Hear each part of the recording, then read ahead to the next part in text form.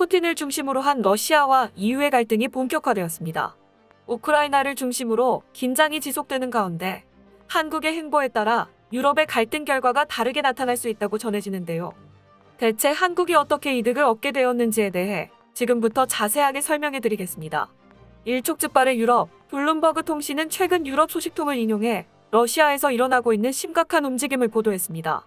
수만 명의 예비군이 러시아군으로 편입되었다는 내용인데요. 미국 군사매체 밀리터리 타임스 역시 우크라이나 국방정보국장과 인터뷰를 통해 러시아가 우크라이나 근방에 9만 명 이상의 병력을 집중시키고 있다고 말하며 우크라이나를 집어삼키려는 러시아의 준동을 폭로했습니다. 러시아가 내년 1월에서 2월 상에 우크라이나를 공습할 준비를 마쳤으며 크림반도 인근에 흑해 연안 항구인 오데사와 마리우폴로 상륙할 것이라 내다봤습니다. 벨라루스를 통한 습격도 무시할 수 없는 시나리오입니다. 벨라루스의 독재자인 알렉산드르 루카셴코 대통령은 친러시아 성향으로 최근 벨라루스 폴란드 국경 문제에 있어 러시아의 비호를 등에 업고 폴란드를 압박할 정도인데요. 푸틴의 영향력 아래에 있는 벨라루스는 얼마든지 러시아의 길을 터줄 수 있습니다. 미 정보국 역시 푸틴 대통령의 움직임에 당혹감을 감추지 못했습니다. 최근 있는 러시아군의 움직임을 관찰한 결과 미국은 러시아가 높은 확률로 우크라이나를 침공할 가능성이 높다고 바라봤습니다. 그러나 러시아는 이러한 분석에 반대하며 미국이 지나치게 러시아를 견제하고 있으며 유럽 침공에 대해 시나리오를 쓰고 있다고 말했죠. 로이터 통신에 따르면 드미트리 페스코프 크렘린 궁대변인은 논리적이지 않고 무례한 지적이라며 미국의 행동을 비난했습니다. 오히려 우크라이나가 군사 행동을 먼저 시도한 것이 문제라고 지적했는데요. 최근 우크라이나는 해군 전력 보강을 위해 미국산 해안경비대 경비정을 개조해 흑해와 에게해 사이에 위치한 다르다네스 해협에 주둔시켰습니다. 러시아는 우크라이나의 이런 선제적 행동에 대응한 것이라고 밝혔습니다. 그러나 이미 러시아와 유럽은 서로를 상대로 발톱을 들이밀고 있기 때문에 러시아의 해명은 그다지 의미가 없어 보입니다. 이번 사태 이전에도 벨라루스 폴란드 국경 난민 문제에서도 러시아는 간접적인 관여를 하며 유럽을 들쑤시고 있었습니다. 벨라루스로 넘어온 시리아 이라크 난민들을 폴란드를 비롯한 EU 국경으로 떠넘기는 일이 오래 벌어지자 이를 지적한 국가들이 벨라루스와 그 뒤에 있는 러시아를 비난했는데요. 난민을 이용해서 정치 경제적인 공격을 감행하고 있다고 바라봤습니다. 어떤 국가가 난민을 받기로 결정하면 난민을 수용할 장소는 물론이고 이들을 먹이고 재울 기반 시설이 필요합니다. 인도적인 차원에서 난민을 받는다고 해도 난민을 수용하고 이를 온전히 보호하는 데 자원이 필요한 상황입니다. 따라서 많은 유럽 국가들은 독일과 같은 선진국이 아니면 난민을 거두는 데 있어 미온적인 태도를 보이는데요. 벨라루스는 이 점을 이용해 자국으로 흘러들어온 난민을 거부하며 EU 국가 국경지대로 보내면서 상대국들을 약화시키는 전략을 사용한 것입니다. 인도주의 차원의 난민 수용을 하기로 한 EU 국가들 입장에선 난민을 처리하기 난감한 상황에서 계속해서 난민이 넘어오는 상태를 눈뜨고 지켜볼 수밖에 없습니다. EU 국가들이 벨라루스와 그 뒤에 위치한 러시아에 대해 비난하는 것은 무리도 아니죠. 천연가스관 역시 유럽을 향한 공격의 수단으로 탈바꿈하고 있습니다. 중국의 에너지 대란으로 인해 각종 자원 가격이 상승하는 지금 유럽 역시 에너지 수급 문제로 러시아 천연가스 의존도가 높아졌는데요. 이를 눈치챈 러시아가 가스 밸브를 컨트롤하면서 유럽에 대한 압박 수위를 높이고 있습니다. 이러한 러시아의 행보에 우크라이나를 비롯한 서방 진영은 러시아를 견제하기 위해 외교적 수위를 높이며 연합을 구성하고 있습니다. 우크라이나 대통령인 젤렌스키 대통령은 크림 플랫폼을 건설하면서 서방 국가와의 협력에 매진하고 있는데 지난 크림반도 병합으로 국제사회에 큰 충격을 안겨줬던 러시아에 대항하기 위해 우크라이나 대통령은 연합체를 구성, 러시아에 대항하겠다는 의지를 다졌습니다.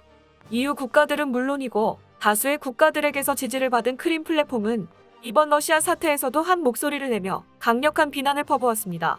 우크라이나는 이와 더불어 미국에 무기를 요청하면서 군사적 대비도 갖췄는데요. 불행히도 우크라이나의 군사적 능력은 러시아에 비해 뛰어나지 못한 상태입니다. 대부분의 장비들이 구소련제 장비인데다가 최신 장비를 운용할 여력도 없어 기존 장비를 보완하는 데 비용을 투자하는 것이 고작입니다. 그나마 있는 최신 장비들도 러시아에서 수입해온 장비들이기 때문에 이를 유지 보수하기 위해선 러시아 인력이 반드시 필요한 상황입니다. 하지만 러시아에서 인력은 물론이고 장비 인출을 거부하면서 우크라이나 자체적인 군사기술 및 장비로 자국을 보호하기 어려워졌습니다. 현재 주력 모델로 사용하고 있는 무기는 ES-19 152mm 자주포 63문과 구식 ES-1 122mm 자주포 340문 등 대부분이 구형 제품으로 최신식 무기를 갖춘 러시아와 상대가 되지 않습니다. 결국 다급하게 미국에게 장비를 요청하면서 러시아를 상대할 준비를 하고 있는데요. 내년으로 예정되어 있는 러시아군을 상대하기에는 시간이 모자랍니다. 결국 우크라이나는 옆나라 폴란드의 도움까지 요청했습니다. 그래서 도입할 장비가 바로 크랩 자주포인데요. 이 크랩 자주포는 뿌리를 거슬러 올라가자면 한국의 자랑인 K9 자주포를 기반으로 만든 폴란드의 차세대 자주포입니다. 원래 영국의 시스템을 기반으로 한 폴란드 영국 프로젝트의 일환으로 크랩 자주포는 기획되었지만 품질 불량으로 인해 폴란드 국방부의 분노를 샀었습니다. 결국 검증된 품질인 K9 자주포 자체가 폴란드에 도입이 되었고 폴란드식으로 개량된 제품이 바로 크랩인 셈입니다. 폴란드에 도입된 크랩은 말 그대로 혁명이라 할 수 있었는데요. 소련제 장비만 사용하던 폴란드 장병들에게 우수한 신뢰성과 쾌적한 거주성을 보장하는 장비로 높은 평가를 받았습니다. 게다가 4호 이속이 불가능했던 구형 자주포와 달리 크랩은 4호 이속이 손쉬워 기동성 측면에서 약점을 지녔던 폴란드 육군의 고질적인 문제를 해결해 주었습니다. 우크라이나는 크랩을 도입하면서 러시아 육군과의 상대를 준비했었는데요. 이미 검증된 자주포였기에 성능 테스트를 거치지 않아도 됐지만 문제는 수량이었습니다. 폴란드에서 수입하는 수량으로는 턱없이 국경을 방어하기 어려웠죠. 고심 끝에 우크라이나가 세운 방법은 바로 K9 자주포를 생산한 한국에게서 직접 제품을 수입하겠다는 결정이었습니다. 후속 조치도 가능하고 미국이나 다른 국가들의 자주포 비용보다 더 적게 들어가기 때문에 우크라이나 입장에서도 직접 도입이 더 이점이 있습니다. 폴란드에 K9을 판매했을 경우 일대당 28억 원의 비용을 지불했는데요. 폴란드에는 자주포 포탑을 제외한 차체만 판매하기 때문에 완제품의 반값 정도입니다. 하지만 만약 우크라이나가 직접 K9 제품을 수입할 경우 K9 자주포를 생산했던 한화는 대략적으로 6,500억 원의 수출 이익을 얻을 수 있습니다. 우크라이나는 또한 육군 전술 차량 KM450을 수입하면서 한국 무기 수입에 박차를 가하고 있는 상태입니다. 기아 전술 차량 KM450을 지휘 및 참모용 전술 차량으로 활용하겠다고 우크라이나군이 밝히면서 한국산 차량이 화제가 되었는데요. 1960년대 중반부터 생산된 M715 픽업 트럭을 기반으로 제작된 이 차량은 디자인은 M715를 계승했으나 기능 면에서 이전 모델과 차별화를 두었습니다. 포병 설비와 박격포 등 견인 능력이 향상된 것이 특징이라 할 수 있죠. 등반 능력 역시 기존 모델에 비해 향상되어 경사 60% 측면 경사 40%인 험지에서도 쉽게 이동할 수 있는 차량입니다. 겨울이 되면 얼어붙은 땅과 돌로 인해 이동이 어려운 우크라이나에서 효율적으로 움직일 수 있는 제품이죠.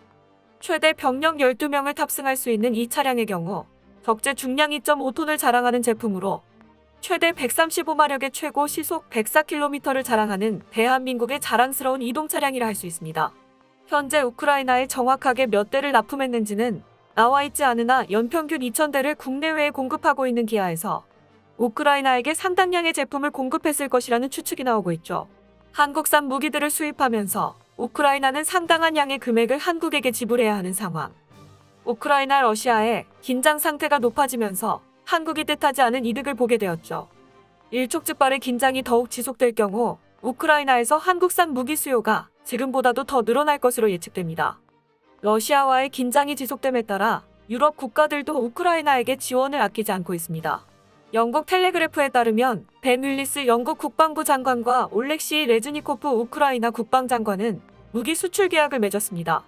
영국이 우크라이나에게 기뢰함 2척과 미사일함 8척 등 함정 공동 건조와 무기체계 납품 및 개량을 제공할 예정이죠. 해군 기반 시설 건설을 위한 호위함 공동 제작까지 약속했습니다. 규모면으로 보면 17억 파운드, 하나로 2조에 가까운 금액입니다. 하지만 이 모든 지원은 차관 형태로 지불되는 것이기에 우크라이나는 영국에게 2조에 가까운 빚을 지게 된 것인데요. 자연스럽게 영국보다 비용이 저렴하면서도 성능이 뛰어난 한국 무기를 염두하지 않을 수 없습니다. 반대편에 위치한 러시아도 자신을 향해 조여오는 EU 국가의 견제에 대해 잘 알고 있습니다. 우크라이나가 K9 자주포를 수입하면서 국방력을 강화하려는 움직임을 보이자 러시아는 다급하게 한국과 손을 잡으며 우크라이나 방산 수출에 제동을 걸었습니다. 최근 한국과 러시아는 국방협력 협정을 체결하면서 군 교류 및 해양활동 공유 상호 협력을 강화하자는 뜻의 내용을 교환했죠. 이번 카디즈를 침범했던 일에 대해서도 무대응이던 과거와 달리 한국에게 재빠른 응답을 하면서 한국의 대응을 주의 깊게 바라보고 있습니다. 결국 한국의 선택에 따라 유럽에서의 전황이 달라진다고 해도 과언이 아닌데요. 유럽의 운명이 달린 길을 한국이 쥐고 있어 한국의 선택에 전 세계의 귀추가 주목되고 있습니다. 끝까지 시청해주셔서 감사합니다. 도움이 되셨다면 좋아요를, 다른 이야기도 궁금하시면 구독을 눌러주세요.